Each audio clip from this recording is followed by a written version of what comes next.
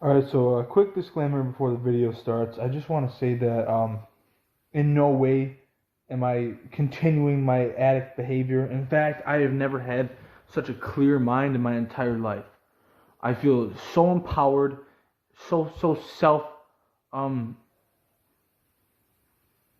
I don't know what to say, self-controlled, I guess.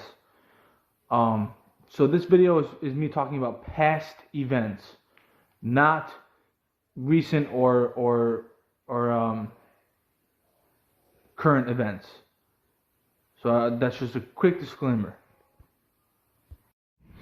Alright, what's going on, guys? It is Story Times of Crimes here, or Shane Dryer.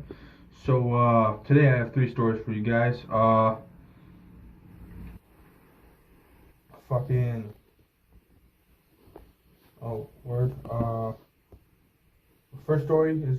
just gonna jump right into this. First story is gonna be about the time that me and my family we got our dogs stoned. So I mentioned the pig barn and a lot of other stories. It's the barn that is next to the bigger barn where we would always smoke weed in, and we had decided me and my cousin Indigo decided to go smoke some weed, and she brought the dogs out with us. And at the time, we were smoking a Gravs, Gravs are like a gravity bong, where you pull a Grav and then you just suck the smoke out. It's pretty simple. But what we would do, we had 2 dogs at the time. My cousin didn't get her service dog till later. But what we would do is we would pull a Grav and then leave the top on the Grav. Instead of unscrewing the top, we would pull it out of the water and cup our hand over the bottom so the smoke would stay in. And we had small dogs at the time. They were Boston Terriers, and usually Boston Terriers are like middle sized, but these Boston Terriers for some reason were really small. And so we put the little Grav over the dog's head so it breathed in the smoke. And when I tell you, these dogs, like the one dog hated Indigo, and so when she tried to pick her up, 90% of the time she would growl at her, but because the dog was so stoned, she didn't even growl. She literally, like, Indigo picked her up and brought her back inside without any issue at all. That's just fucking crazy. And the other dog, he was stoned for 3 days. He slept for 3 fucking days. It was crazy. Like, I checked on him over and over. He was sleeping for 3 days straight. And every time I would get stoned after that, he would instantly knew I was high, and he'd start like fidgeting and shit. Like it was crazy. We actually got the dogs high. Fucking nuts, man. Sorry. So this next story is gonna be about the time that I got really drunk at a party and drove home and didn't remember it. So basically, it was me and one other friend, and I had my car at the time, and we drove to a party. And we drove separately. Sorry, I had a bit of farmer's nose blow there. And we went to this party. There was about, I'd say, 30, 40 people there. Had a great time. Did drugs, got drunk, but mainly just got drunk because we didn't do too many drugs, and I'm not going to say which drugs I did, but we got pretty fucking trashed.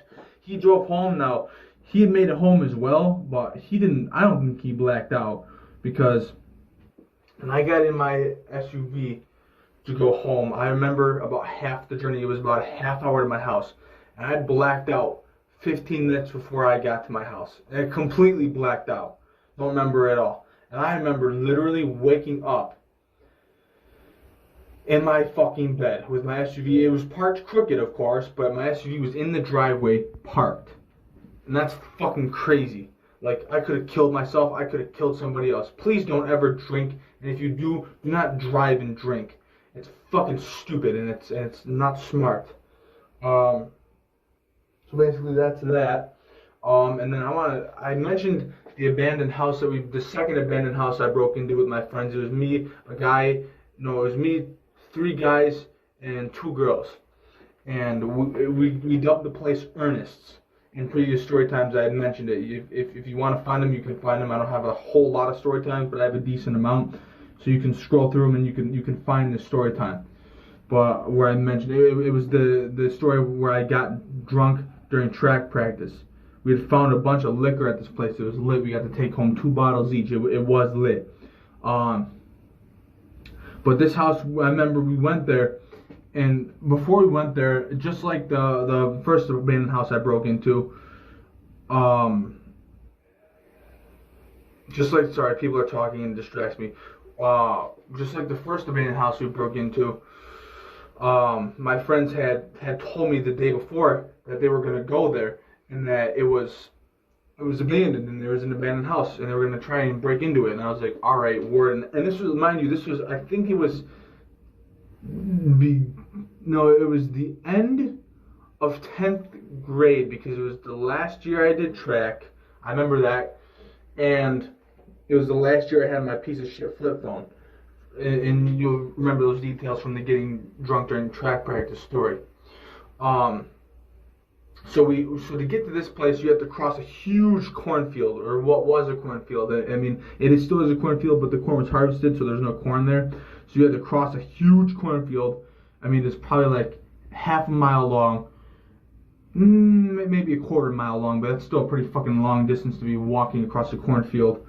And then you come across this house. Now, we had tried every single door. Everything was boarded up. But what's real funny is there was a garage behind the house. And behind the house, it was a weird setup. It was a real weird setup. But the garage was facing the back of the house. It wasn't on the side of the house. It was behind the house. It's real strange, right? So we go to lift the garage door, and what do you know? It fucking lifts up. So we have our entrance. We didn't even have to break anything. And then the screen door that led into the house from the garage was open. It was fucking crazy. We walk in this place, and I remember the first thing we come across is the kitchen, and we search all the cupboards, and right away we find the alcohol. Fucking crazy. We found the alcohol, and there was so much alcohol. There was like 1, 2, 3, 4, 5, 6 of us, I believe, including myself, and we found the liquor and just took it. And this house was had been abandoned since the 80s. And the reason why I knew this was because when I opened the fridge in the kitchen, it was all black mold. And I picked up one piece of food, and it wasn't a food. It was like a box of something, like a juice box or something. And it said expiration date 1980 something. I can't remember the exact year, but it was in the 80s. So that house had been abandoned since the 80s. So the liquor had aged even more. So, and I got a gin bottle and a vodka bottle. It was so fucking lit, I'll tell you. And this place, keep in mind, was not as small as the other house that we broke into and destroyed. Was very small.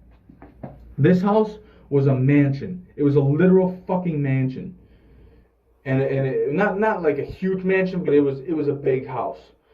And we explored the whole place, but we thought it was haunted. And here's a couple reasons why we thought it was haunted. One, we went down into the basement, and we got halfway down the staircase, and then my friend the staircase almost collapsed on him. He ran back up the stairs while they were starting to crack and shit. But it smelled like death in the basement. The sink in the kitchen was full of feces to the top, and there was bird shit everywhere. There were knives strewn about all over the house. And we all of us got weird vibes from the house. All of us. Now, when we made it up to the second floor, there were dead birds everywhere. And then there was a staircase leading up to the attic. Like one of those things you pull down from the roof, and we were able to climb it. We made it to the attic, and there was a hole in the roof. And there was a literal turkey in the corner of the attic, cowering. And there's shit everywhere. It was kind of funny, but it was kind of sad at the same time. And we had taken videos up there, and when we reviewed the footage, I mean, the amount of orbs that we saw that could not have been dust were fucking insane. I mean, that place was haunted from the top down. And my one friend literally ran home after he had claimed that at the top of the staircase he had looked down and saw a black demon, and then it moved away. He had claimed that.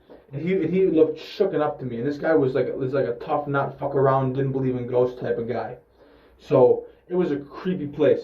But we eventually left, and then me and one of the other guys that had went there the first time, during track practice went there again, and then that's the whole track practice story. I'll have that linked as well because I mentioned it. But basically, that's all there is to that. But moral of the story is, you can get your dogs high, but don't drive drunk, and do not break into abandoned places. If you get caught, you are fucked. Especially if you have court cases like me, you're fucked. So, yeah, behave yourself. And peace and love. Alright, you guys, I actually decided to add more to this video. I recorded some Skate 3 gameplay, and I just want to let you guys know real quick before we get into the video that I made it to I think it's my 3rd level of rehab. So after this will be a halfway house, and I can go to trucking school and become a truck driver. So we're getting this done. We're getting close to the milestone that I want. But anyways, I'm just gonna be talking briefly about me. At one time in my life, I've that 2-week period where I got that $6,000 and basically just blew it all on drugs. I snorted a lot of Molly and taken a lot of ecstasy. And I want to talk about the time that I took 12 ecstasy pills in one sitting. I got this dealer, and he had like everything. He had mushrooms, acid, ecstasy, Molly, coke. He even had heroin, which I wasn't really interested in, but you know, he had it all. And I decided to buy the ecstasy pills, and I got this little Ziploc baggie, and these pills look like those little candies you get out of like the gumball machine, but they're not the gumball machine, but they're shaped like a gumball machine at like restaurants and stuff. And it's like those like sweet tart kind of candies. It was just like that, except it didn't taste like anything. But they're like all colorful and stuff, and they were in the shape of, I remember they were in the shape of a spade. Like if you ever played cards and you know what spades are, it looked like a spade. And I mean, I tell you, I have my ups and downs throughout the days, but I was feeling like up and good for 5 hours straight. It was amazing. But like Family Guy says, it's too awesome. I mean, it makes you feel so great that you begin to hate life afterwards. That was 2 years ago, closing in on 2 years ago today, and it took me almost that long to get over it. Like, I'm just now getting a clearer head from all that psychedelics and ecstasy I took. It really messes up your brain. So kids, I can't stress this enough. Don't do drugs, and if you're doing them, you really should quit, because it leads you nowhere. If anything, you can smoke marijuana. Even like mushrooms are okay, but like acid can fry your brain, and Molly and ecstasy can really fuck you up. But I remember we did Molly, and I was hanging out with a bunch of gangsters. They thought they were all cool and stuff. And the ABK, they called themselves the ABK. That's the same gang members that was with me when I got pulled over and towed twice. That video's in my channel. You can find it yourself. I'll link it actually because I mentioned it. But yeah, it's crazy. But we snorted. I remember, and I had done a lot of Molly previous to this, but we snorted a bunch of Molly. And this gangster just rears over and starts throwing up, and I started laughing because, you know, he was acting all tough and shit, and then, you know, he's puking all of a sudden. Like, what happened to your tough little gangster demeanor there, you know, fucker? But no, excuse me, but that's basically all there is to those stories. Oh wait, no. Also, I did take opiates one time, and I will never do them because I just got done watching an opiate video in rehab, and apparently opiates are very addicting, and they're a gateway drug, and they lead to heroin use because they're so addictive, and they take, like they say, it takes 5 days to develop an opiate dependency, which is crazy in my mind, and eventually leads to people using heroin because heroin is more available. And then it leads to death because heroin isn't available. It's usually fentanyl. So I'm so glad I got clean and I had my binge when I did, because fentanyl is everywhere now. And I guarantee if I had gone on the bender that I had gone on 2 years ago today, I would have died. I'm just lucky that I got pure cut drugs because I really could have freaking died.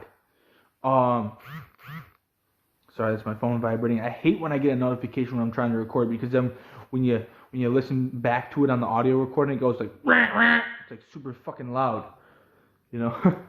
But yeah, we're right next to the airport. I don't know if you can hear that. There's a plane.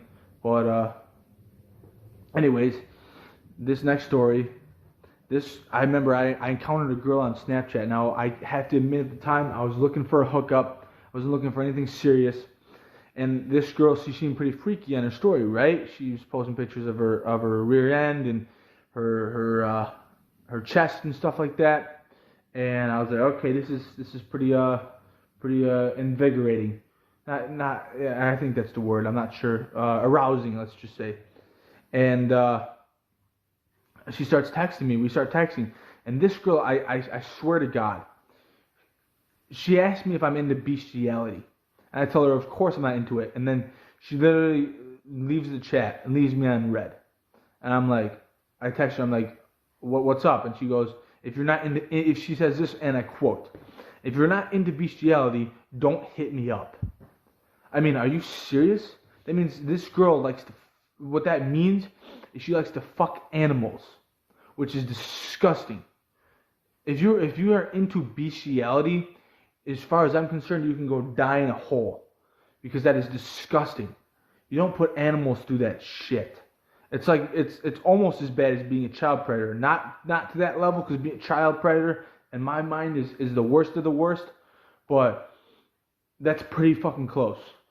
So yeah, word of advice is don't be into that kind of stuff. That's really disgusting, and you will get shunned for it. You know, and then she ended up blocking me after I asked her if she was into humans. Like, wow, okay. Looks like you like getting fucked by dogs. That's really sick. But anyways, that's all I really got. That'll make this about 15 minutes or 16 minute story time. Peace and love. Love you guys. And this is the end of the stories.